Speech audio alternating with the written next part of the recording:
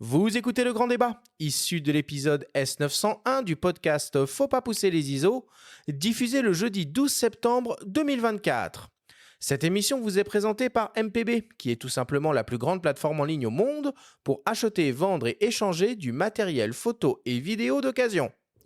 Nous sommes de retour dans Faut pas pousser les ISO avec Claire Lemarchand, directrice de la communication chez Écosystème, et Damien Rouet, fondateur et rédacteur en chef du magazine en ligne Phototrend, pour cette grande discussion autour de l'industrie de la photo face à la transition écologique. Alors, pour commencer, on va vous partager quelques chiffres qui ont été compilés par Réponse Photo dans leur hors-série intitulée « Un regard sur la planète » et qui donnent le vertige et qui vont nous permettre de mettre le doigt sur différents aspects de cette problématique.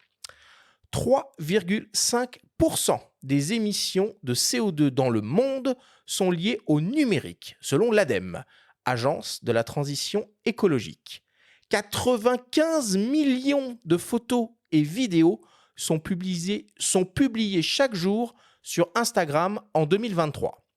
78% des émissions de CO2 d'un appareil électronique proviennent de sa fabrication, toujours selon l'ADEME. 70 à 77%, c'est le taux de recyclage d'un petit appareil électronique en France, selon Écosystème. 2 000 $, c'est la valeur moyenne des produits électroniques inutilisés par un adulte en Europe, incluant appareils photo, téléviseurs, smartphones, ordinateurs portables, tablettes et consoles de jeux vidéo, selon MPB. Et 10 milliards de dollars, c'est la taille du marché de la photo d'occasion en 2025. C'est une projection donc, toujours selon MPB, avec une croissance de 8 à 9% par an. Bon, bien entendu, il faut prendre ces chiffres avec précaution et garder en tête que dans le spectre de ce que l'on appelle les produits électroniques, les produits photos représentent une toute petite part de la problématique si on les compare par exemple à l'industrie des smartphones. Alors peut-être pour commencer, Claire, Damien, une première réaction à ces chiffres qui sont assez impressionnants quand même. Alors, il y en a beaucoup, on pourrait commenter, les commenter les uns après les autres. Moi, ce que je retiens, et c'est valable pas que pour l'industrie de la photo, c'est que l'empreinte d'un objet, d'un équipement électrique, électronique, c'est 80% au moment de la fabrication. D'où, et je le répète, la nécessité de prendre soin, entretenir, réparer. Si on veut passer à un autre objet, on donne, on revend, on fait reconditionner. En tout cas, on ne stocke pas dans ses placards, dans ses tiroirs. Et il y a un gros enjeu, notamment sur la photo, parce que c'est souvent des appareils auxquels on est attaché, qui correspond à une période de vie, qui correspond à un cadeau qu'on nous a fait, qui correspond aussi à des instants qu'on a capturés et que l'appareil a pu restituer. Bref, on a du mal à s'en séparer, ce que j'entends très bien. Mais à un moment, il faut rouvrir ses placards régulièrement et se poser la question. Qu'est-ce que j'en fais ? C'est OK de le garder, mais à un moment, on les oublie aussi. Donc, c'est dommage parce que ça aurait pu servir à quelqu'un d'autre. Et ça, si ça sert à quelqu'un d'autre, ça évite de refabriquer un nouveau. Donc, ça évite d'en acheter un nouveau et donc d'en refabriquer un. Et donc, c'est autant de ressources qui sont économisées. Oui, comme tu l'as dit, tous les chiffres pourraient être commentés. Moi, il y en a un qui m'a frappé, c'est le 2 000 $, selon les sources MPB, de produits électroniques inutilisés par adultes T'as fait le en calcul Europe. chez toi ? C'est fou. Je veux dire, on pourrait tous le faire ici autour de la table, et je pense que c'est assez vertigineux, surtout quand on s'intéresse à la photo. Je ne sais pas ce que tu en penses, toi, Damien, mais Justement, $, ça donne à réfléchir. Clairement, comme le disait Claire, la photographie, c'est quand même une activité on est très attaché à notre matériel et donc on a toujours envie de conserver. Alors on a tous un argentique, j'imagine, de papier à la Exactement. maison qu'on a, Qui cale les livres, qui décore une étaire, prend la poussière, quoi. qui prend la poussière. Et pareil pour les appareils photo les plus récents. Donc régulièrement, moi, je regarde dans mes placards et je pense de plus en plus comment faire pour ne pas avoir non plus des choses qui ne sont pas utilisées, donc les faire tourner, soit les partager avec sa famille. Ça peut, On pense à des appareils photo compacts qu'on a dans des tiroirs, bah, pourquoi pas les partager à des enfants qui sûr. vont découvrir la photo. Parce qu'on parle de surconsommation, enfin tout à l'heure on a évoqué ça avec notamment le témoignage de Bénédicte Curzen, mais en fait il y a une accumulation aussi. C'est-à-dire qu'on surconsomme, mais on accumule, on stocke et on n'utilise plus, quoi. Donc ça fait réfléchir. Pour illustrer ça, alors avec une étude qu'on a faite sur les téléphones, parce que c'est le même sujet, hein, on garde nos téléphones, il y a, Au moins, quand même. il y a en France Sauf un iPhone 43 3GS. millions de téléphones stockés Combien dans nos tiroirs. 43 millions 43 millions. J'en ai au moins 4 chez moi. Voilà. Facile. Donc, c'est Je suis très sentimental. La messe est dite. Oui, alors il y a plusieurs raisons pour ça. Il n'y a pas que le sentimental, c'est une explication. Il y a la peur que les données qu'ils contiennent, de ne pas savoir les effacer correctement. Donc, qu'elles soient, voilà, qu'elles nous peur échappent. légitime, et puis plus on attend, moins on peut le faire en plus. Absolument. Et puis il y a le au cas où, sauf que plus le temps passe, moins le au cas où va marcher parce que on aura perdu le câble pour le chargeur en fait. Voilà. Enfin donc il y a plein de raisons à ça. Donc c'est vraiment notre rapport à l'objet qu'il faut questionner. Je peux rebondir là-dessus justement sur le au cas où parce que Jean-Nicolas donc à la rédaction a fait un rétro-test de l'iPhone 3GS. Alors, qui est sorti, je crois qu'il y a plus de 10 ans. Et justement, dans le cadre du test, on a essayé d'utiliser et la navigation sur Internet, ça ne fonctionnait plus. Ça faisait planter. On pouvait encore faire des photos, mais à la rigueur, c'est la prise de vue de photo qui était encore le plus durable. Mais le reste, toutes les fonctionnalités puis la connectique multimédia, doit être datée. la connectique est datée, ça reste de l'USB quand même, USB de base. Mais c'est vrai qu'en effet, plus on attend, moins on peut les utiliser. Après, le au cas où joue beaucoup en photo parce que, notamment chez les professionnels, quand on a une activité qui dépend de la photo, on a toujours besoin d'un au cas où si jamais on a un appareil photo qui tombe en panne ou on casse une optique. Donc, c'est un sujet. Bon, alors, on va commencer notre réflexion par parler de la notion de durée de vie des produits photo et vidéo et voir si les constructeurs vont dans le sens du vent dans ce domaine. Nous avons demandé à Ronnie Studient de la boutique spécialisée ipln.fr de nous partager son point de vue. Moi, je dirais aujourd'hui qu'il y a deux phases différentes. On a effectivement la conception des produits en eux-mêmes, et là-dessus, c'est pas réellement, par exemple, un changement de matériaux ou un changement de technologie qui a permis d'avoir quelque chose de plus durable, je pense. Par contre, effectivement, on a eu beaucoup de montée en gamme au niveau des produits, que ce soit les boîtiers, que ce soit les optiques, et ce qui du coup implique un attrait un petit peu plus important de la part des fabricants et un soin plus important qui est apporté justement à leur conception. Et du coup, ce qui en découle, c'est qu'on remarque qu'il y a beaucoup moins de pannes au niveau des produits. Et après, l'autre point, c'est la longévité des produits. Et là, on remarque qu'on a des durées de vie commerciales des produits qui sont beaucoup plus longues et que lorsqu'un nouveau produit est annoncé, ça ne signifie pas, par rapport à avant, la mort de son prédécesseur, mais le prédécesseur, souvent, est repositionné en gamme de prix et permet de toucher un nouveau type de client. L'intérêt de la mise à jour, c'est que du coup, elle va te permettre de pouvoir récupérer certaines fonctionnalités. Alors évidemment, tu ne feras pas d'un A7 III un A7 IV par exemple, ou tu ne feras jamais d'un R5 un R5 Mark II, parce qu'il y a des grosses différences hardware qui peuvent exister, et là, on n'en parle pas. En revanche, toutes les améliorations software, elles sont intéressantes à garder, et elles vont permettre aux gens de pouvoir justement garder plus longtemps leur appareil s'ils le souhaitent, encore une fois, et que le jour où ils sont amenés à changer de boîtier, au lieu que ce soit peut-être un saut d'une génération, ça soit un saut de 2 générations, et où là, on aurait du coup des différences et software et hardware qui seront beaucoup plus importantes. Et malgré ça, on se rend compte qu'il y a toujours des gens, que ce soit des professionnels, des amateurs ou des passionnés en règle générale, qui sont friands des dernières technologies. En parallèle, les fabricants en ont conscience puisqu'on a de plus en plus d'offres bonus de reprise qui existent. C'est-à-dire qu'en gros, tu achètes un produit, si tu revends ton produit d'occasion, et uniquement si tu revends un produit d'occasion, tu as une remise supplémentaire. Donc, c'est aussi une façon pour les fabricants de pousser les gens à faire de la revente de matériel d'occasion et de ne pas laisser les produits pourrir sur l'étagère ou de ne pas savoir quoi en faire. Donc ça, je pense que c'est aussi quelque chose qui contribue à la pérennité des produits dans le temps. Donc comme quoi, et comme toujours, au final, c'est le consommateur qui choisit. On lui offre des options et des possibilités, mais c'est lui qui choisit.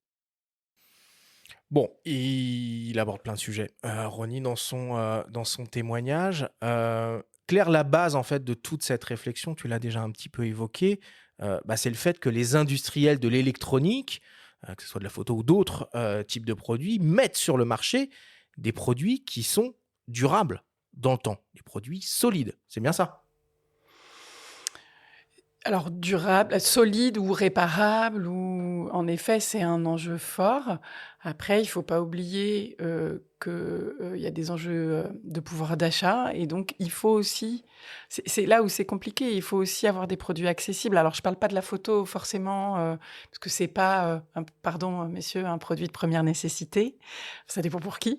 C'est une question de Euh, point de vue, ça. c'est une- En fait, ça l'est, mais disons que Non, mais je veux dire, un on l'a par frigo. d'autres moyens. Donc aujourd'hui, le téléphone va supplanter ce besoin qui est un vrai besoin social, en fait, de faire des photos, mais on ne le perçoit plus via Le l'appareil téléphone photo, est en un fait. produit de première nécessité. Voilà. Aujourd'hui, je suis d'accord. Ne serait-ce que pour appeler, pour faire, avoir accès à Internet et faire tout un tas de démarches. Mais je veux dire, on peut ne pas faire de photos et vivre, Non. rester vivant.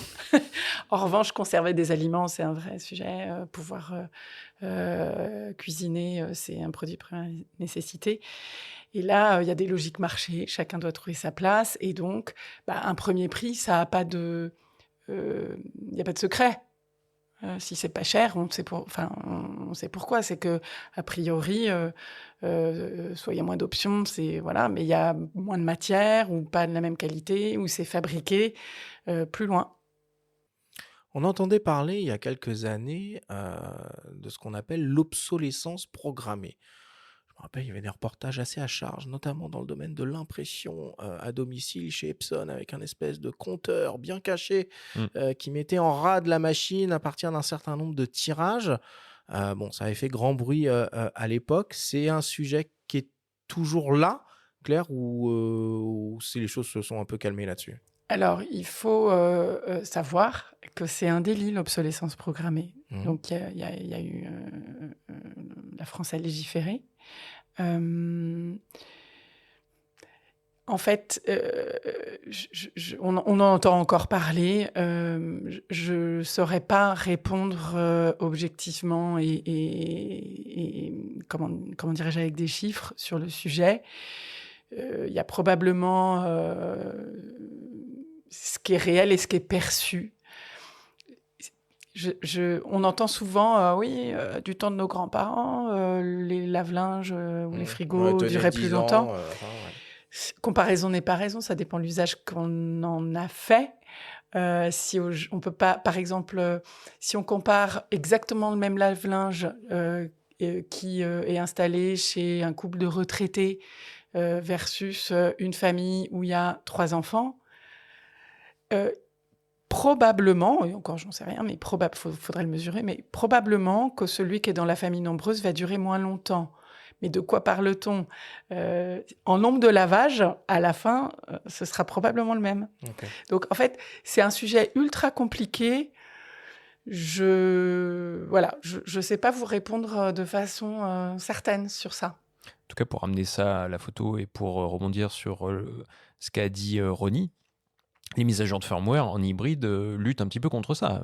Donc là, pour le coup, comparaison peut être raison par rapport au réflexe. C'est-à-dire que là, on a une démarche qui fait qu'on peut s'inscrire dans la durée quand on achète aujourd'hui un appareil photo parce qu'on sait que, en tout cas au niveau logiciel, derrière, ça va suivre. De plus en plus de constructeurs emboîtent le pas. Et tant mieux, parce que ce n'était pas le cas auparavant. Et on peut se dire que du coup, un appareil va durer peut-être 5, 6, 7 ans, alors qu'à une époque pas si lointaine, il fallait en changer tous les 2 ans. Je ne sais pas ce que tu en penses, Damien, c'était un peu le même sentiment, mais j'ai l'impression qu'on est sur un chemin un peu plus vertueux de ce côté-là. Sur la durée des logiciels et de leur mise à jour, etc., je partage votre point de vue. En effet, c'est un vrai enjeu. L'enjeu, il est plutôt probablement là aujourd'hui. Après, justement, on parlait d'obsolescence programmée. Il ne faut pas oublier qu'à une époque, nos réflexes avaient donc tous un obturateur mécanique et ce n'était pas programmé, mais il y avait une durée limitée de vie. Il était donné pour un nombre de déclenchements, tu as raison. C'est ça. Alors souvent, c'était 300 000. 100 000 pour des entrées de gamme, jusqu'à 300 000 pour des modèles professionnels. Après, c'était des mesures théoriques, mais au bout d'un certain temps, il fatiguait. Donc, il fallait soit le changer, donc aller le faire réparer. Si c'était pas pris en charge par la garantie, parce que généralement ça arrivait après la garantie, il fallait donc trouver un réparateur, ça coûtait un peu d'argent. Souvent, c'était à ce moment-là que les gens mettaient aussi l'appareil photo de côté en disant il est terminé, je vais en acheter un nouveau, quoi. Mais il y a probablement une limite technique, technologique. Exactement, il y avait c'est-à-dire il y a- que mécanique là. mécanique, pour le coup. mécanique, c'est ça. oui. C'était une Autrement pièce. dit, c'est pas programmé. Enfin, moi, ce que C'est j'aime une pas pièce dans le d'usure. terme Non, c'est une pièce d'usure. obsolescence programmée, c'est comme s'il y avait une sorte de complot. Non, là, on était informés. Voilà, et ça, je trouve ça un Comme peu. disait Arthur, chez Epson, par particulier. exemple, ou peut-être d'autres constructeurs d'imprimantes, il y avait presque un vice caché, quoi. Là, en revanche, l'obturation, c'est une donnée qui est clairement énoncée, donc il n'y avait pas de tromperie, on peut dire. Et on pouvait même aller au-delà, hein. Dans Ouais. certains cas, on a vu des obturateurs comme les voitures, d'ailleurs, les compteurs de voitures, on a vu des données parfois un petit peu hallucinantes, et l'état d'un appareil qui fait peur et qui déclenche pourtant encore. Mais par rapport à ce que tu dis, Damien, c'est vrai que Nikon récemment a montré aussi l'exemple avec 2 appareils qui sont les premiers Dépourvu à se d'obturateur. débarrasser de l'obturation mécanique et à ne fonctionner qu'en obturation électronique. Donc potentiellement, là encore, des appareils qu'on va pouvoir utiliser ad vitam. Mais c'est un petit peu paradoxal quand même quand on observe l'industrie de la photo, puisqu'on a eu on est sur la fin de la révolution de l'hybride qui amène du coup voilà, ces boîtiers, en tout cas sur le papier, moins sujets à des problèmes de casse, mais d'un certain point de vue, il a quand même fallu renouveler l'intégralité du parc, des boîtiers réflexes et peut-être même et surtout l'intégralité du parc des optiques. Donc c'est un. Je sais pas. Forcément. Est-ce Alors, qu'on peut concilier évolution technologique et co-responsabilité? Pas forcément déjà, parce qu'il y a beaucoup d'utilisateurs qui aiment leurs optiques, qui sont attachés à leurs optiques réflexes ou autres pour le rendu colorimétrique, pour la manipulation, tout ça, pour plein de raisons. Bon, on peut avoir plein de raisons.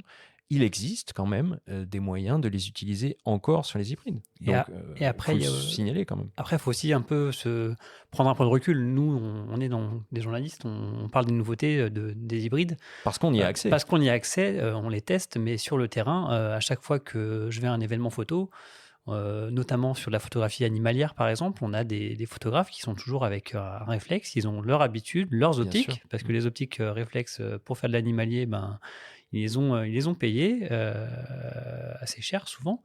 Et donc, on va dire le switch vers l'hybride, il est terminé chez les constructeurs. Je donne ma main à couper qu'en 2024 ou 2025. Oh, Pentax est capable de faire quelque voilà, chose. alors, hormis Calme-toi. Pentax. On va peut-être avoir un retour de hype des réflexes dans 5-10 ans, tu sais. Alors, Mets ouais, tes mains à l'abri quand même. pas sur 10 ans, mais sur les prochaines années, on va dire. Je ne pense pas qu'un nouveau réflexe sortira.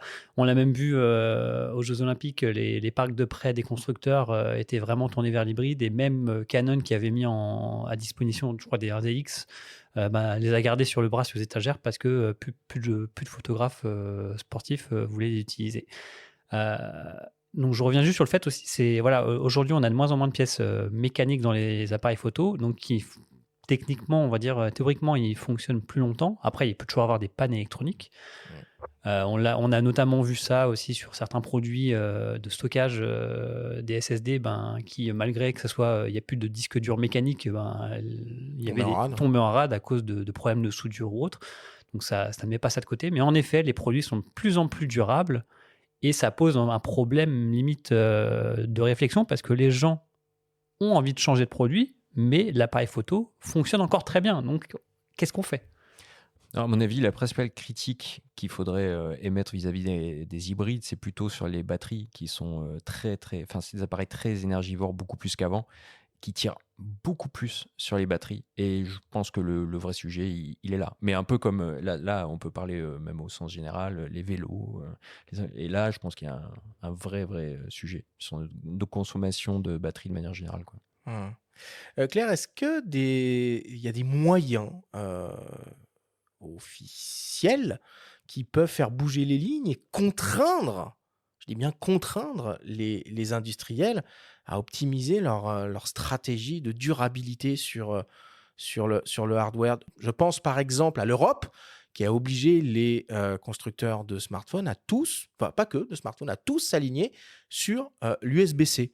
Est-ce qu'il n'y a pas d'autre chose qu'on pourrait faire un peu pour aller dans dans le sens du vent, dans ce registre? Probablement, mais on sera toujours confronté, à où, se situe la tête pensante de l'entreprise. Si c'est pas en Europe, ça aura des limites, même si, ça peut quand même, jouer. Mais l'Europe, c'est petit, hein, dans le monde, si on dézoome un peu. En revanche, alors je vais encore parler de réglementation et pardon. Il y a ce qu'on appelle la CSRD qui va arriver dans les entreprises et qui va les obliger à faire un reporting de tous leurs indicateurs RSE, mais c'est normé, c'est-à-dire qu'on ne pourra plus dire eh ben chez un tel on a fait ça et c'est super bien parce qu'on se parle à soi-même, rien n'est comparable d'une entreprise à l'autre, donc en Mmh. fait voilà. Ça devrait pousser vers une forme en tout cas, un système un peu plus vertueux, parce que ce sera public, les résultats. Donc, voilà, moi, j'espère que ça va faire avancer pas mal d'industriels. En tout cas, ça en prend le chemin. Mais il ne faut pas croire, les industriels, ils sont aussi conscients, hein, des enjeux climatiques. La complexité, c'est comment passer d'un paradigme à un autre. Bon. Alors, les efforts des industriels sur la durée de vie des produits, c'est une chose. Le comportement des utilisateurs et des consommateurs en est une autre. Et sur ce point aussi, les habitudes changent beaucoup en fonction des types de produits, et la photo y compris. On écoute le témoignage de Rachel Thompson, en charge des questions de durabilité chez mpb.com, nous parler des évolutions des comportements de consommation des photographes et vidéastes ces dernières années.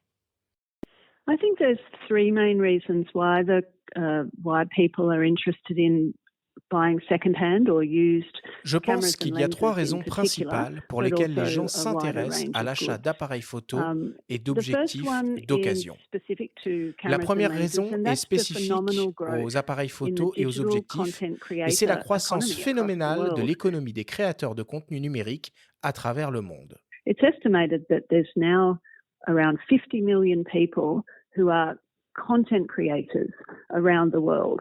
And so they want On to estime produce qu'il y a high maintenant quality environ still 50 and millions moving de images, créateurs and de for that they contenu dans need le high monde, et ils quality cherchent à produire equipment. des photos et des And so they're vidéos de haute increasingly turning qualité. to the used Pour market, cela, ils ont the besoin d'équipements second-hand de or haute third-hand qualité, ce market qui les to pousse source de them. plus en plus à se tourner vers le marché de l'occasion. And related to that, specifically for cameras and lenses again, is that En lien they're well avec cela, designed, they're spécifiquement designed pour and les made appareils to be photo et durable, les to objectifs, last for a long c'est qu'ils time, sont très bien to be conçus. repairable, Ils sont and fabriqués pour indeed être for camera durables, bodies pour and durer lenses longtemps, to be pour être interoperable. réparables, et en So a lot effet, of those pour que les circular boîtiers d'appareils economy photo et les principles objectifs soient are there interchangeables. already Beaucoup de ces in principes de cameras and l'économie lenses. circulaire sont And déjà there's been a présents dans lot of les appareils photo et innovation les in the last objectifs. 5 years Et as il y a well. beaucoup d'innovations au cours des 5 dernières années également qui vont dans ce sens. The second main reason is that I think people are increasingly broadly recognizing the benefits of living sustainably, particularly younger people. La deuxième raison Around principale est que, selon 70% moi, les gens of reconnaissent de people have plus en bought plus something largement les secondhand avantages de in the vivre de last year, manière durable, and en that particulier les is jeunes. only going Environ to grow 70% more des in terms personnes of ont buying acheté more than quelque one chose thing d'occasion au secondhand cours de la every year. dernière année, et cette tendance ne fait que croître. And I think the third big reason, and this is really related to the ecological drivers as well, is affordability. La troisième We've all grande seen raison, price qui est également liée inflation aux over the motivations last few years. écologiques, est The l'accessibilité manufacturers have had financière. price inflation Nous for avons the tous raw constaté materials, une and that's inflation des fed prix au all cours the des way through dernières the années, economy. les fabricants So ayant the eux-mêmes cost of subi une living hausse and des the coûts des matières affordability premières, ce qui a have eu un made impact sur people more l'ensemble and de more l'économie. conscious Le of coût de how la to vie find et a bargain. l'accessibilité And if the financière ont product rendu les you're gens de looking plus en for plus is well conscients de la made and nécessité de designed trouver des to bonnes last, affaires. like a good Si le camera produit or lens, recherché est bien then conçu buying et it fait pour durer, secondhand comme un bon appareil photo ou un bon makes a objectif, lot of l'acheter logical sense. d'occasion devient tout à fait logique. Bon, MPB, c'est un acteur de première ligne du marché de l'occasion photo-vidéo en France et en Europe. C'est une tendance globale, ça, Claire, qu'on retrouve sur toutes les familles de produits, les D3E? Ça dépend des catégories, mais on va dire que en termes sociétal, oui, c'est une tendance de fond. Moi, j'ai été quand même assez surprise du marché de l'occasion dans la photo, les chiffres que vous avez donnés en préambule avant le débat, dans toute la kyrielle de chiffres. Selon MPB. Selon MPB, ouais, je pensais pas que c'était aussi important, mais il est évident que pour des raisons économiques, de pouvoir d'achat, environnementales, de praticité, enfin, il y a énormément de raisons. L'achat d'occasion, l'achat de reconditionné, le don, le troc se développe. Et c'est que des bonnes raisons, en fait. Enfin, Mais finalement, elles sont toutes valables. Et il faut... Enfin, moi, j'ai hâte de voir le jour où ce sera tendance. Classe. Voilà. Ça l'est déjà un peu, hein, non, ça dépend. auprès des jeunes, non, qui s'emparent de l'argentique en photo, en tout cas. Qui aiment bien en tout photo, ce qui je est connais pas vintage, le il y a le vinyle avant. Enfin, il y a une espèce de retour comme ça. C'est vrai, mais pas pour tout. L'acte d'acquisition de seconde main n'est pas encore les vêtements quelque aussi. chose de tendance. C'est pour d'autres raisons. Pour les vêtements. Mais en on tout n'est cas, pas là pour on en voit parler. tous les grands groupes de la vente se lancer un peu sur cette tendance. Alors, on pense évidemment à Back Market, qui n'est pas spécialement connu pour la photo, mais on a tous les grands distributeurs qui se lancent là-dessus. Et en ce qui nous concerne, les photos spécialistes. On a le programme Back IPLN qui fonctionne un petit peu sur le même modèle que celui de MPB, Camara, Fox. Tout le monde fait de l'occasion. Et ce qui est assez intéressant de constater, Damien, c'est que si on parle de MPB, le catalogue disponible est juste complètement dingo. Alors oui, c'est vrai que je vais souvent voir MPB d'ailleurs pour voir les nouveaux arrivages. tu m'as eu. Le catalogue, alors j'ai pas de chiffres à donner là-dessus, mais en effet, il y a beaucoup de produits. Alors ça dépend, ça va varier. Après, si tu prends des références, on va dire très grand public, on prend un A7 III par exemple. Ouais. T'en as des palanqués.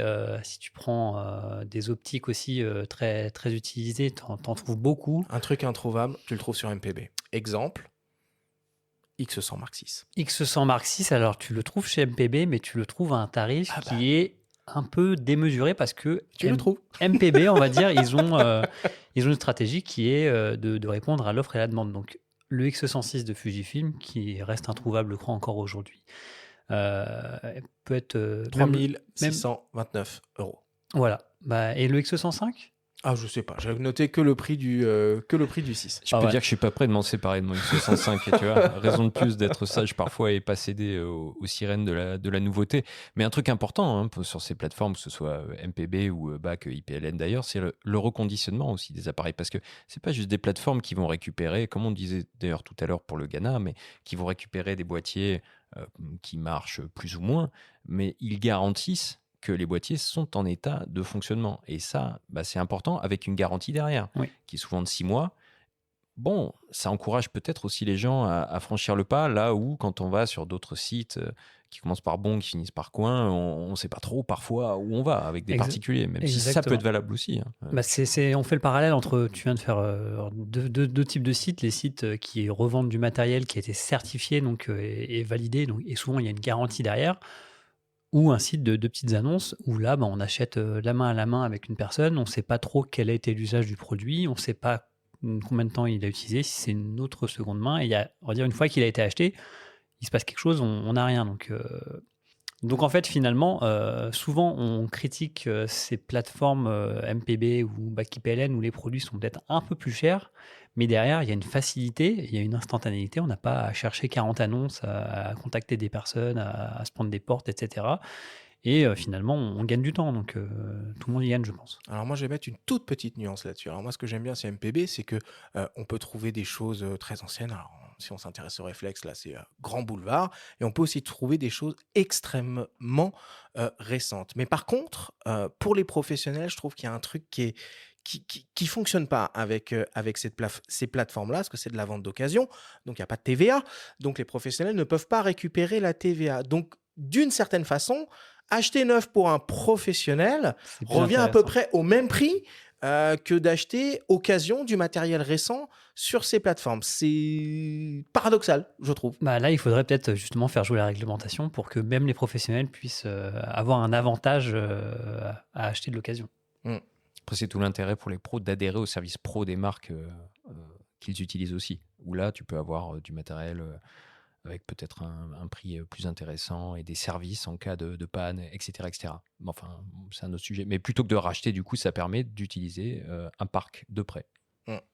Alors bien entendu, pour alimenter toutes ces plateformes, MPB y compris, il faut absolument qu'ils trouvent des produits. Et les photographes et les vidéastes sont les premiers à être invités à revendre leur matériel, leur ancien matériel d'occasion avant d'en acheter un nouveau. On écoute de nouveau Rachel Thompson qui nous explique le processus de reprise et la façon dont MPB réalise la cotation du matériel à la vente.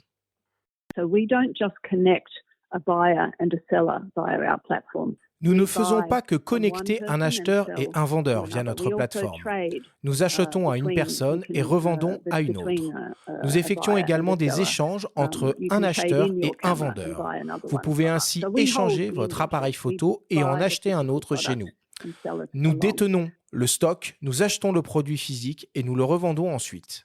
Now, the reason or the way that it works on our website, once you've decided to sell or trade your equipment to us, La façon dont cela fonctionne sur notre site est qu'une fois que vous avez décidé de vendre ou d'échanger votre équipement avec nous, il vous suffit de saisir la référence de vos produits.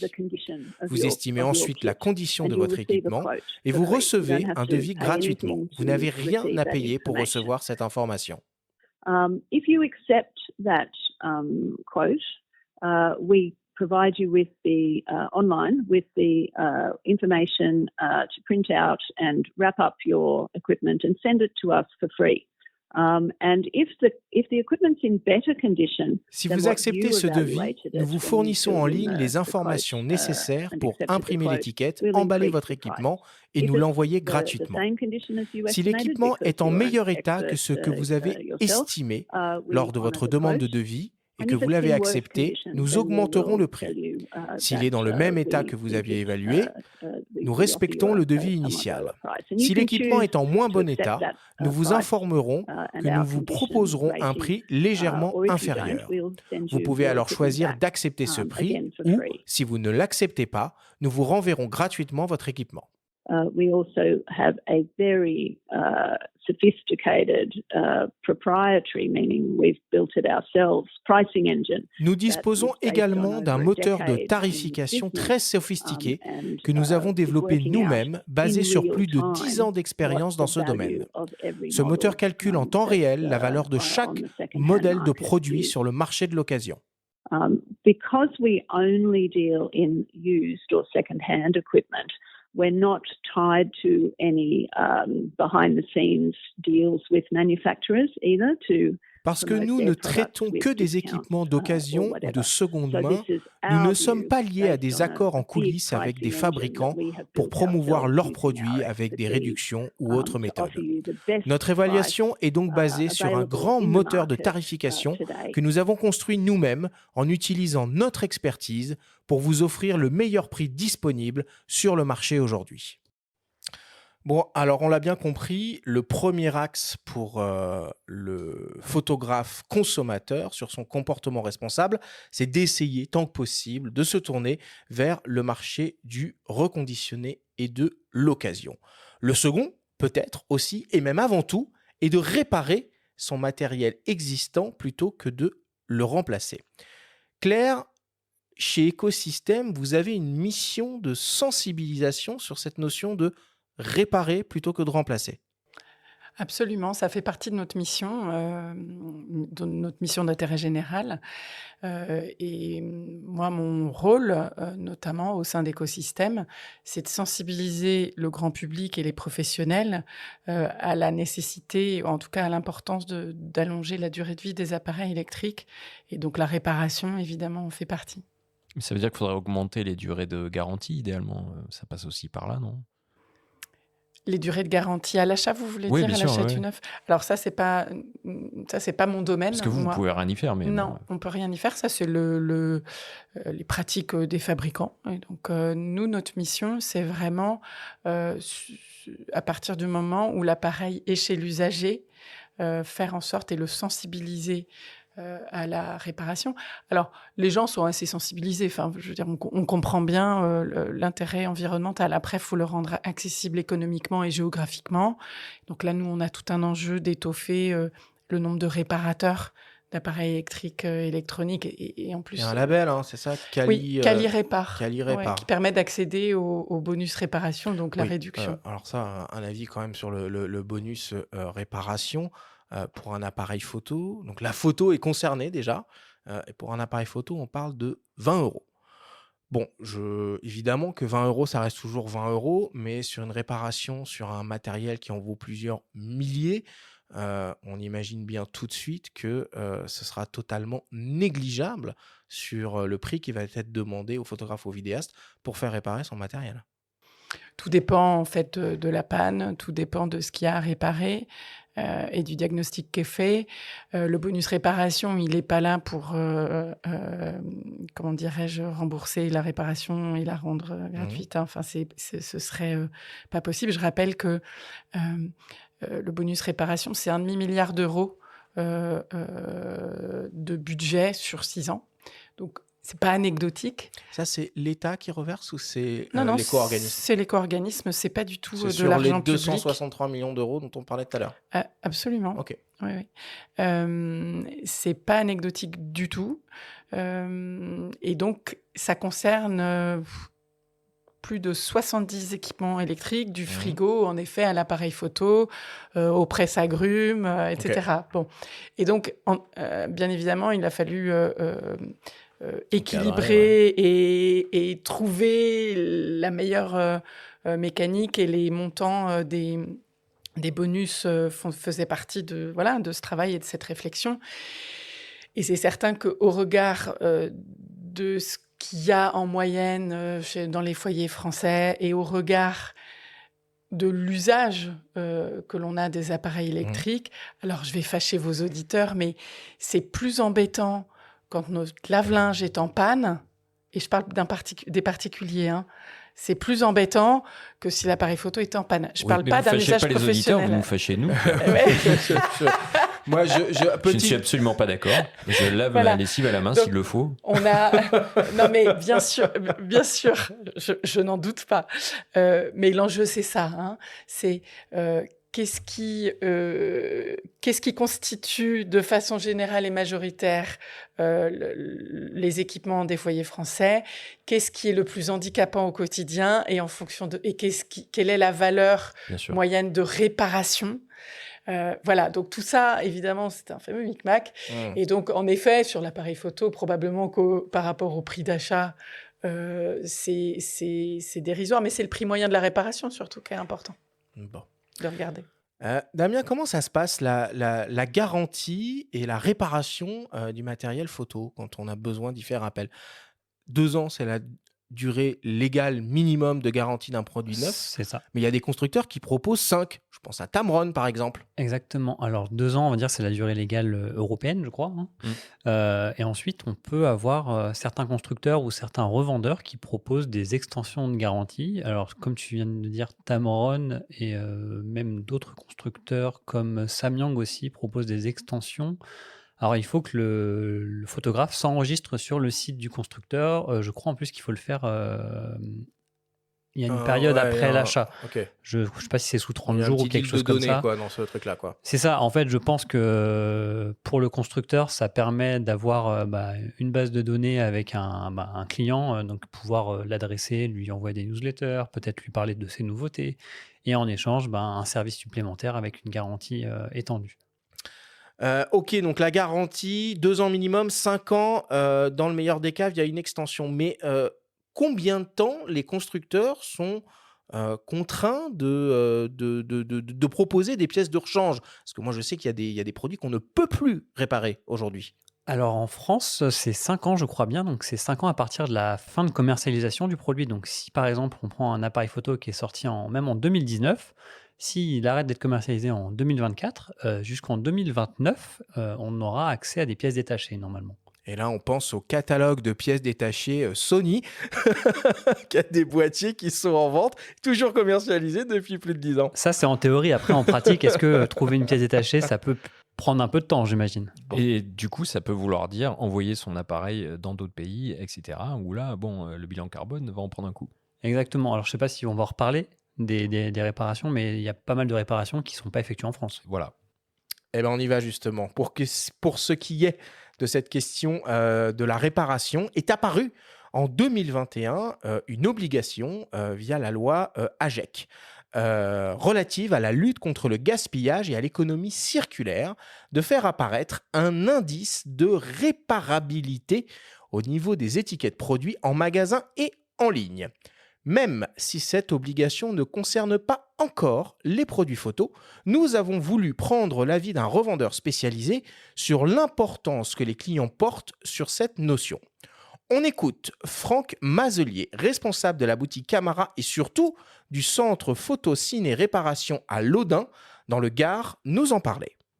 L'indice de réparabilité, c'est quelque chose qu'on en entend beaucoup parler. Je pense que les gens ne sont pas forcément tous au courant de ce qu'il s'agit exactement. Je suis plutôt favorable à ce genre d'initiative. Maintenant, il y a quand même un gros problème sur l'indice de réparabilité parce qu'il y a beaucoup de choses qui ne rentrent pas en compte. Aujourd'hui, il y a le problème qui, à mon avis, pour moi, est le problème majeur, c'est que le tarif des pièces détachées ne rentre pas en ligne de compte dans l'indice de réparabilité. Donc, vous pouvez acheter un produit aujourd'hui où l'indice de réparabilité sera très bon, donc côté vert, on va dire, et pas rouge. Donc, c'est les chiffres 7, 8, 9, 10, où on est dans des indices qui sont très bons. En fait, tout simplement parce qu'il va être réparable, parce qu'on va trouver les pièces détachées, parce qu'il y aura un délai de réparation ou de disponibilité des pièces détachées qui va être là aussi intéressant. Par contre, ça ne mentionnera pas le prix de la réparation. Aujourd'hui, vous avez des produits très haut de gamme en photo qui valent 2000, 2500 € à l'achat. Si vous les faites tomber, que vous voulez les faire réparer, ça va vous coûter le prix de l'objectif. Et je ne vais pas citer de marques parce qu'il y en aurait beaucoup à citer malheureusement, mais pas toutes, là je tiens à le dire. Et aujourd'hui, cet indice de réparabilité ne tiendra pas compte de ça. Donc je sais qu'il y a ça tend vers, ils veulent appeler cet indice de réparabilité, ils veulent arriver à l'amener vers l'indice de durabilité. Et là par contre, ça tiendrait compte du prix des pièces détachées. Donc je pense que c'est une très bonne initiative parce que les consommateurs peuvent être en effet informés sur la faisabilité de la réparation, mais on est quand même très content de savoir que c'est réparable, mais surtout de savoir si c'est réparable et à un tarif intéressant. Donc je pense qu'aujourd'hui, il manque ce côté-là et la photo, ça sera pareil. Donc il faut absolument qu'on arrive à évoluer encore pour pouvoir juger sur des critères, si vous voulez, qui vont être les critères qui vont nous faire décider, nous consommateurs, de oui, il est intéressant à réparer, à acheter parce qu'il est réparable et pas trop cher. Voilà. Ensuite, aujourd'hui, il y a la disponibilité des pièces, la documentation aussi technique qui est disponible ou pas. Il y a le fait que l'appareil soit démontable avec une nécessité d'utiliser des outils. Aujourd'hui, je ne vous cache pas qu'en photo, je ne sais pas quel constructeur, s'il y en a un qui peut dire qu'il va correspondre à tous les critères qui sont demandés dans l'indice de réparabilité. Moi, perso, avec mon expérience et tout ce que je vois, je ne le pense pas et j'aimerais bien qu'il y en ait un qui me dise le contraire et je serais ravi de pouvoir discuter avec lui de ça. Voilà. Voilà. Voilà un avis tranché. Hyper intéressant, ce monsieur. Et je peux rebondir là-dessus sur Franck et son service de photo ciné réparation. J'ai pu le tester pour un appareil photo dont la charnière de l'écran était cassée. Et je trouve que c'est très bien fait. C'est-à-dire qu'en fait, tout est fait en ligne, un peu comme les sites de revente d'occasion.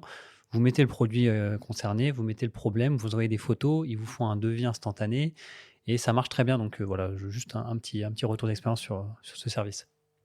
Et par contre, comment ça marche, l'indice de réparabilité? Qui est-ce qui l'attribue, en fait? Est-ce que ce sont les marques elles-mêmes qui se donnent la note ou parce que bon, on comprend pas trop comment ça fonctionne?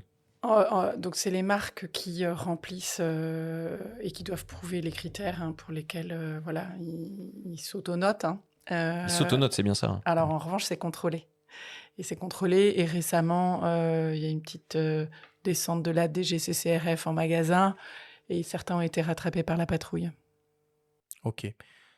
C'est incitatif, ça, pour qui, en fait, cet indice de réparabilité? Pour le consommateur Pour le à faire un consommateur. choix ou pour l'industriel qui va essayer d'aller dans le vert? J'ai l'impression qu'on met quand même beaucoup de responsabilités sur tous ces sujets sur les épaules du consommateur. C'est vrai, c'est lui qui achète et qui utilise au final.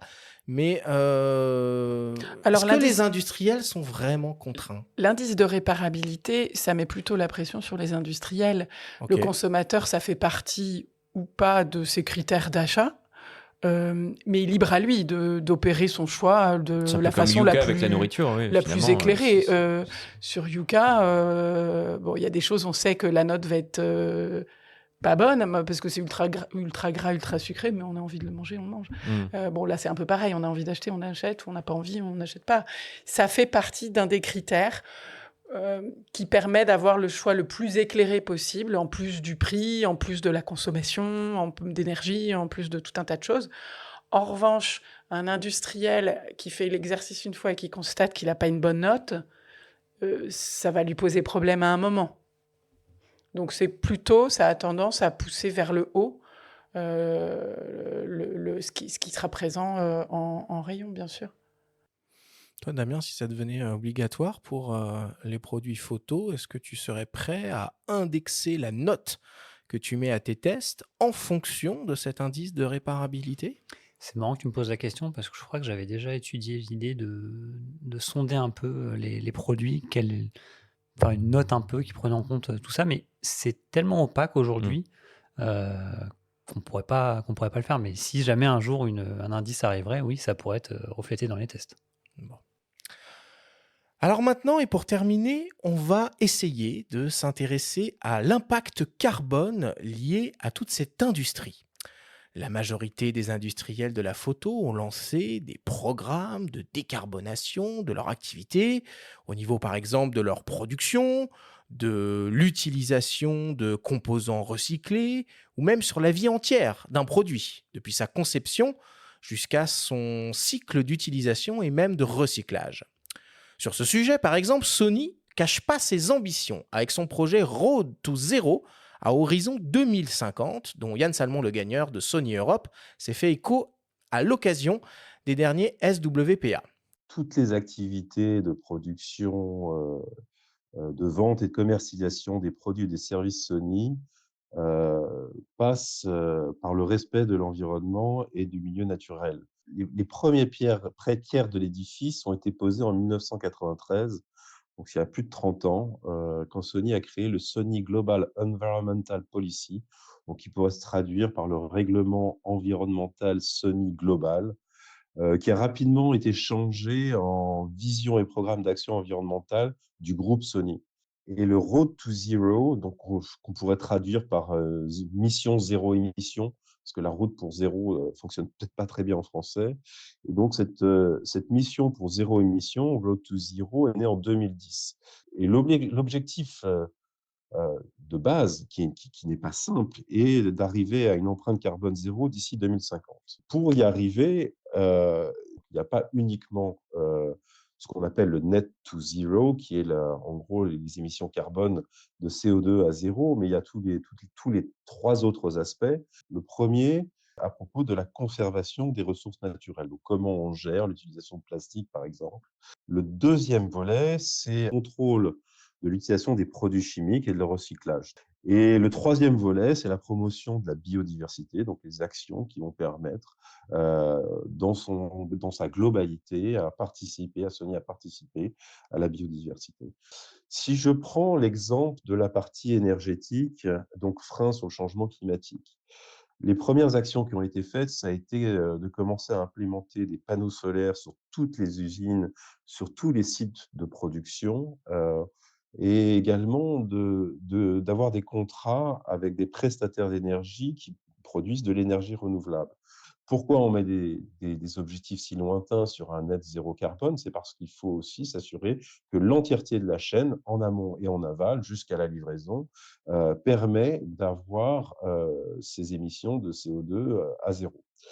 Alors pour ça, ce qui s'est passé, c'est qu'à force d'implémenter ces partenariats, ces contrats, ces sources d'énergie renouvelable via le solaire, la progression a été très, très bonne. Et en 2022, donc il n'y a pas longtemps, il y a 2 ans, on a soumis notre programme à un organisme qui s'appelle le SBTI, qui est le Science Based Target Initiative, qui pourrait se traduire par le groupe de vérification scientifique des objectifs liés à l'environnement. Et donc, en gros, cet organisme est là en charge de vérifier scientifiquement que les objectifs sont atteignables, que les actions qui sont mises en place vont permettre d'y arriver et que c'est scientifiquement prouvable qu'une entreprise se donne tel ou tel objectif. Et donc ça a été validé en 2022 et ça nous a permis de mettre un nouvel objectif à 2040 pour le net zéro, donc zéro CO2, émission CO2, d'ici 2040. Et ça, c'est pour l'entièreté de la chaîne au niveau de la production et de la distribution. Si maintenant, on peut regarder un autre volet qui est aussi assez intéressant, c'est le volet ressources naturelles. Alors celui-là, un des grands enjeux, c'est l'utilisation de ce qu'on appelle les plastiques vierges. Donc ce sont les plastiques, on va dire, à première utilisation qui proviennent de la pétrochimie. Donc ce sont les plastiques non recyclés. Et à ce niveau-là, Sony a utilisé son innovation pour créer un nouveau matériau qui s'appelle le Sorplast, qui est un plastique recyclé. Mais ce qui est important de comprendre, c'est que pour les produits électroniques, il faut un plastique dit technique d'ingénierie. Donc, il y a certaines propriétés de résistance à l'électricité, à la chaleur et des propriétés mécaniques très spécifiques.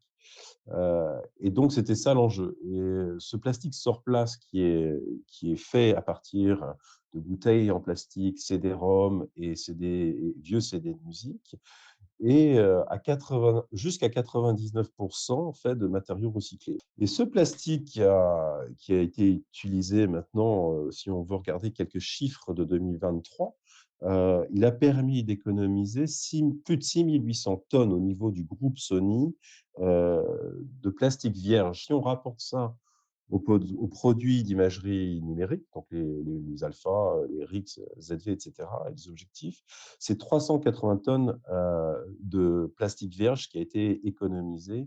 Les premiers produits sur lesquels on a implémenté le Sorplast d'une manière pratiquement à 100%, c'est la série des produits Vlog, donc par exemple le ZV1F, la coque externe et les éléments internes sont faits sur place.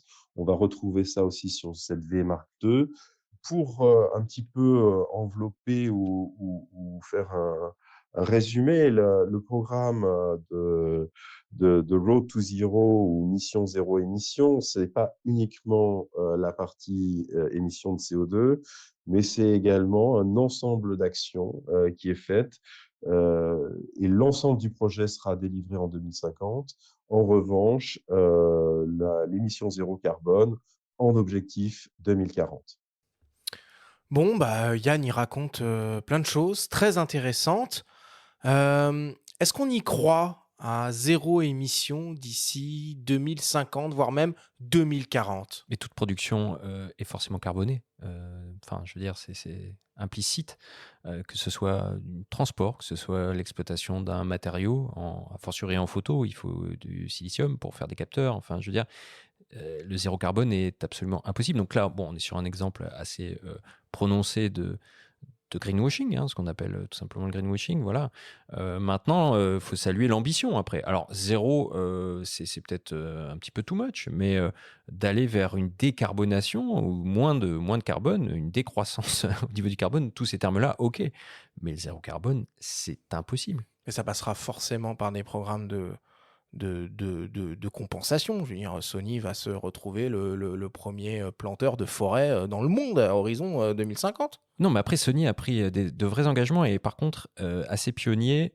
Alors, il n'y a pas de données vraiment là-dessus, parce que tout à l'heure, on a cité l'excellent hors-série de réponse photo, qui sera d'ailleurs disponible à l'achat au Salon de la photo, je le précise au passage, parce qu'on ne le trouve plus en librairie ou en ligne.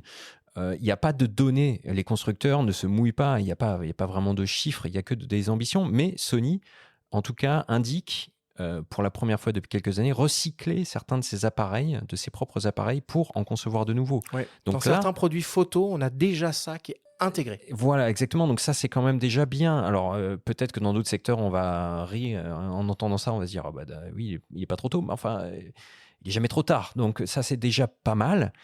Maintenant, aller vers des slogans zéro carbone, non. Après, il faut rappeler que ce qu'il y a dans un appareil photo, un capteur, une batterie, on sait que pour produire un capteur, alors c'est l'industrie des semi-conducteurs, ça demande énormément d'eau Bien sûr, dans bien sûr. l'usine. Enfin, Les optiques aussi, toi qui as visité Dans toutes les les usines optiques aussi. d'optique Mais récemment. les services de cloud qui sont aujourd'hui proposés par les marques quand on achète un appareil avec tant de mois gratuits d'utilisation, donc sur des serveurs qui sont hébergés dans des pays nordiques, etc. Donc, non, zéro carbone, ce n'est pas possible. Ou alors, on fait un sténopé en carton, à partir d'un carton trouvé dans la rue. Là, oui, c'est un appareil zéro carbone. Oui. Mais chaque constructeur aussi a son programme. Certains mettent des panneaux solaires sur leurs usines pour alimenter la production, mais ça ne remplace pas le fait que il faut extraire des terres rares, il faut donc creuser des mines, il faut il y a plein de traitements chimiques, polluants, etc. On parlait des usines. Quand j'ai visité donc une usine de fabrication de verre au Japon, alors Hikari Glass. Hikari Glass de Nikon, c'est nickel. C'est-à-dire qu'ils ont quand même bien pensé ils ont un système qui récupère tous les gaz pour que rien ne s'échappe. Après, ça reste une fabrication de verre, il y a de la matière, ça se chauffe, ça se refroidit avec de l'eau, voilà, il y a toujours des choses. Claire. Non, moi j'ai envie de réagir sur le fait qu'ils utiliseraient de l'énergie renouvelable. En fait, ça n'existe pas, l'énergie renouvelable. Il y a le vent, mais si on veut le transformer en énergie, il faut des éoliennes. Il y a de la maintenance. Il y a de la maintenance. Puis il y a la fabrication de l'éolienne. Enfin voilà, je vais pas, c'est pas mon, c'est pas mon rôle et je suis pas ingénieur, mais en fait, ça n'existe pas. Et moi, moi qui m'occupe de la communication,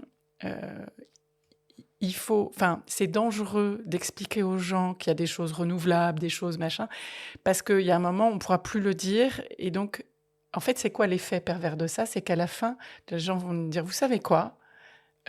Moi, les injonctions, et ça commence, je commence à en avoir ras-le-bol, parce qu'en fait, à chaque fois, vous me racontez que vous allez raser gratis demain, et c'est pas vrai. Et donc, il faut faire le pari de l'intelligence des gens. Il est nécessaire de regarder les choses en face. Il n'y a pas de solution magique. Donc, en revanche, une trajectoire de décarbonation, elle est cruciale, elle est fondamentale. Moi, je serais assez curieuse de savoir quelle est la feuille de route de Sony, et probablement que c'est un slogan, je suppose. Je ne vois pas comment ce serait possible. Mais toute initiative à un niveau industriel doit être saluée, parce que ça a un vrai impact. En fait, il y a une responsabilité dans la communication. Les gens ne sont pas idiots, il ne faut pas leur raconter n'importe quoi si c'est une promesse qui n'est pas tenable. C'est un peu un basique. Mais... Et c'est dommage parce que ça gâche les engagements qui sont pris. Et ça gâche les engagements qui sont pris. Et surtout, il y a besoin d'une montée en connaissance, en compétences globales sur ce qui est durable, ce qui ne l'est pas, sur toutes les solutions. Donc en fait... trop simplifier les discours, c'est pas la solution. On n'est pas là pour faire de la population générale des ingénieurs en environnement. En revanche, juste un petit peu d'humilité et de transparence, je pense que ce sera utile à tous, et en premier lieu aux industriels. Est-ce que tu peux nous parler, Claire, un peu du recyclage des déchets? Alors, ça a été un peu le fil rouge quand même depuis le début de cette émission, mais concrètement, voilà, j'ai un appareil photo, un D3E, donc hors d'usage, non réparable, où je ne veux pas le faire réparer. Je le fous dans la poubelle du tout venant ou je le mets à un endroit spécifique. Et Ah une là fois là. qu'il est dans cet endroit spécifique, qu'est-ce qui lui arrive? Mes oreilles saignent. Non. Surtout pas dans le bac à ordures ménagères, surtout pas dans le bac de tri, le bac jaune. Là, c'est juste les emballages. Donc, en fait, soit vous trouvez les bacs verts, écosystème ou pas, parce que parfois les Ils sont où, ces supermarchés, bacs verts dans les supermarchés, les hypermarchés, dans les magasins spécialisés, Ok. qui doivent avoir des bacs de recyclage ou en déchetterie, tout simplement. Et après, une fois qu'il est dans ce bac vert, qu'est-ce qui lui arrive à cet appareil photo? Alors, il va être traité dans un... Alors, je la fais courte, sinon on Oui. est encore là dans 3 jours. Oui. Donc, il y a évidemment des subtilités, mais je ne vais pas rentrer dedans. Les appareils photo, nous, on les traite dans un flux d'équipements qu'on appelle le PAM, c'est-à-dire les petits appareils. Et donc, ils sont tous traités ensemble. C'est-à-dire qu'ils vont arriver dans un centre de traitement. Nous, on va venir les collecter. On les envoie dans un centre de traitement, dans un centre de recyclage. Ils vont passer sur un tapis, sur un flux. Et là, on va schématiquement séparer la batterie, s'il y a une batterie extractible. Et ensuite, on va mettre tous ces appareils. Donc, on va avoir un grille-pain avec un appareil photo, avec une brosse à dents. Voilà. Ok. On met tout ce petit monde-là dans un shaker géant. Ok. On secoue très fort pour éclater les appareils de telle sorte qu'on soit en capacité ensuite de séparer les matières avec soit de la flottaison, ce qui permet au plastique de flotter à la surface et de les séparer du reste des matériaux. Ensuite, les métaux, qu'ils soient ferreux ou non ferreux, il y a des façons de les séparer, pareil, par la technologie. Et ensuite, tous ces matériaux, plastique, métaux ferreux, métaux non ferreux, verre, et puis d'autres choses, c'est envoyé dans un deuxième rang d'usine de recyclage, là, qui est spécialisée dans la matière, pour faire une deuxième salve de dépollution d'éventuels résidus, pour tester la qualité des différentes résines. Le gros enjeu, c'est le plastique. Le plastique n'existe pas, c'est les plastiques. Il existe des milliers de molécules de polymères différents. Et la complexité, c'est ça. C'est de savoir recycler le plastique. Si dans le flux qu'on reçoit, il y a du plastique qui a déjà été recyclé, donc il a ses propriétés, les molécules, certaines ont été cassées, ses propriétés ne sont pas les mêmes, donc c'est pas infini. Donc c'est un vrai enjeu, c'est une vraie complexité. Il y a énormément de recherche et développement, il y a énormément de tests qui sont faits sur tout un tas de typologies de plastique. Mais après, la complexité aussi, c'est de passer au niveau industriel. Donc vous voyez, c'est un champ exploratoire gigantesque, c'est un enjeu industriel très fort, beaucoup plus que sur les métaux, où là, il y a une possibilité d'économie circulaire des matières qui est très fort. Est-ce qu'on peut avoir une idée, s'il y en a une, d'un taux de recyclage d'un appareil photo? Aujourd'hui, en France, on parle de quoi? 20%, 30%, 80%? Le taux de recyclage des petits appareils électriques, il est en moyenne entre 73 et 74%, suivant les années. Ça évolue, bien sûr.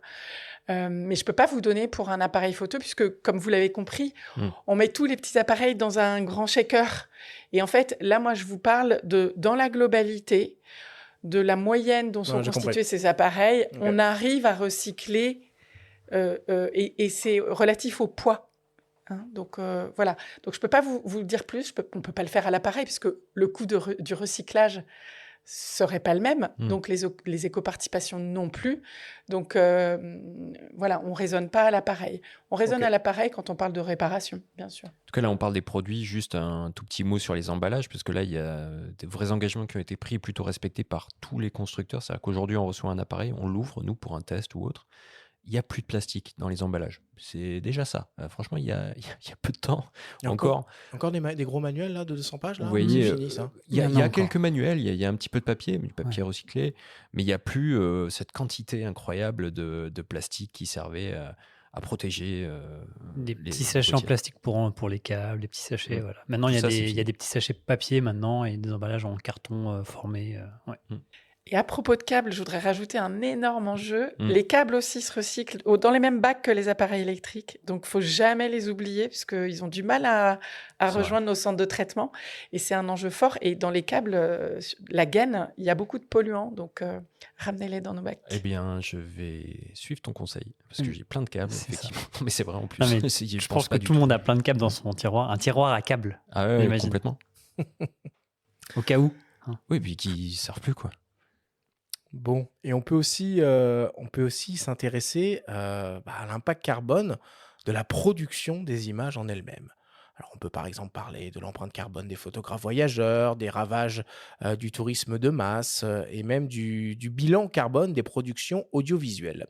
On vous propose d'écouter le témoignage de Stéphane Faudeux, le directeur du SATIS, le salon dédié à la création et aux innovations technologiques au service des marchés médias, du divertissement et de la communication audiovisuelle, qui nous explique ce que l'industrie audiovisuelle est en train de mettre en place sur ces sujets.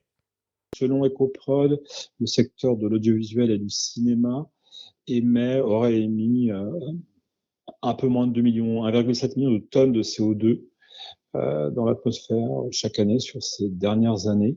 La transition écologique, c'est quelque chose à la fois d'ambitieux, parce qu'on en parle beaucoup, il y a déjà des choses qui se font, mais il y a une importance, je dirais, qui est symbolique, il y a une dimension qui se veut, je dirais, vertueuse lorsqu'on produit des contenus.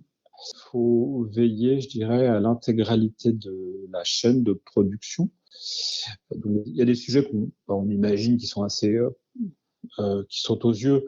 Ça va être bannir les groupes électrogènes des lieux de tournage. C'est déjà fait en partie sur Paris. Il y a même eu des tentatives assez en développement de systèmes de groupes électrogènes utilisant de l'hydrogène.